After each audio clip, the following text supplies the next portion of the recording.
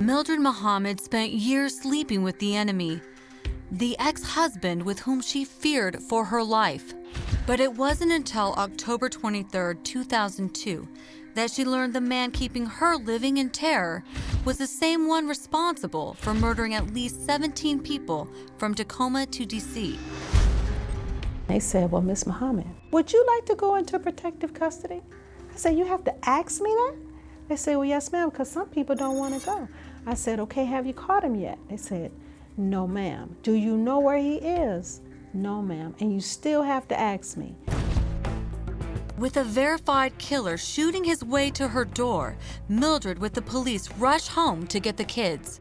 I remember feeling the same sort of panic when I also learned my own father, Keith Jesperson, was a mass killer. How did you find out that your dad was wanted as the DC sniper? We were at my aunt's house in Maryland. And my mom told us that, you know, they're gonna name our dad as the DC sniper. Like, huh? So we started crying. My mom was like, no, you can't cry yet. Come on, we gotta go. Like, we have to leave. They took us to a hotel, and as soon as we got there, I turned on the TV, and that was the first time they had John's picture on TV. It was hard. It was definitely hard. They blasted it on the TV, and it was hard to swallow that reality. The next day, October 24th, 3 weeks after the DC attacks began, police finally find John Muhammad and Lee Malvo sleeping in the car they modified as a sniper's nest. I remember that on the day that the arrest was made, I remember the sense of relief that I felt. It was like I had the first good night's sleep I had for 3 weeks. For most of America, the arrest came as a relief, but for the family who once shared his home, mixed emotions. I'm trying to put myself in your shoes. There's moments in time that I see pictures of my dad and I see my dad. And there's moments in time I don't see my dad. I see a killer, I see someone different. I never saw him as the DC sniper, only because that's not what he showed us. The only man that I saw was my dad raising us.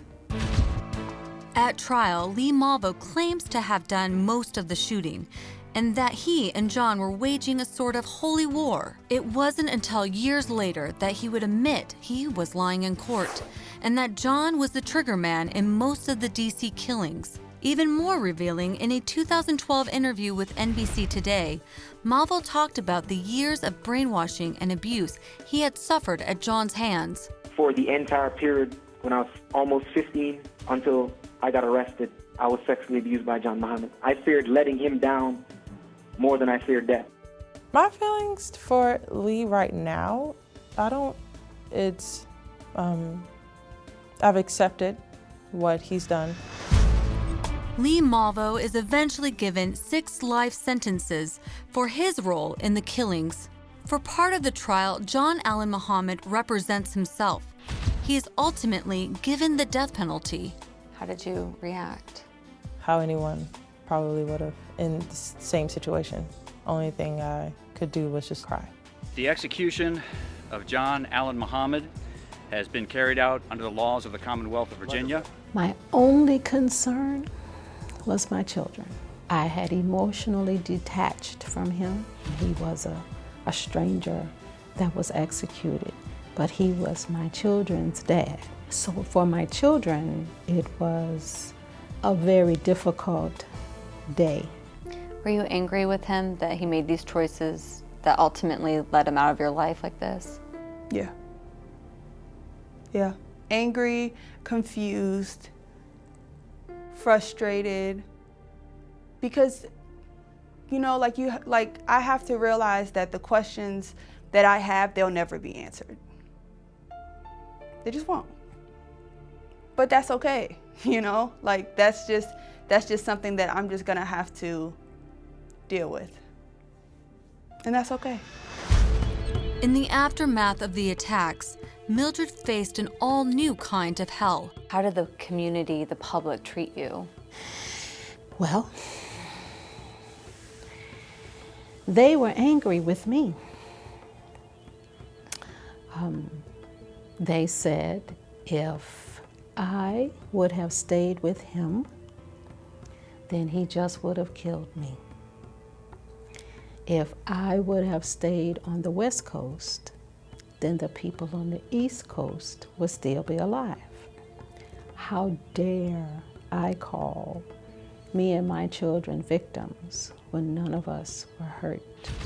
But Mildred refused to let her ex-husband continue casting a shadow over her family's life. I went to the library, I got a book on counseling, and I learned how to counsel me and my children myself. Now, Mildred and her children have moved on from the horrific events. And even though it would be easy to join the rest of the world in calling John evil, Mildred never forgets that to her kids, he was still just Dad. My son, he looks, walks, talks, laughs, sarcastic, loving, just like his dad.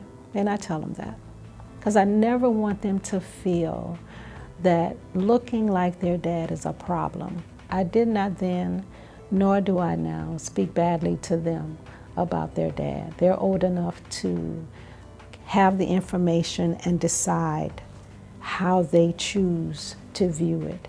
I respect their boundaries and how they live their life. Coming up, Mildred Muhammad uses her tragedy to help heal others. So you have to love yourself more than you love your abuser.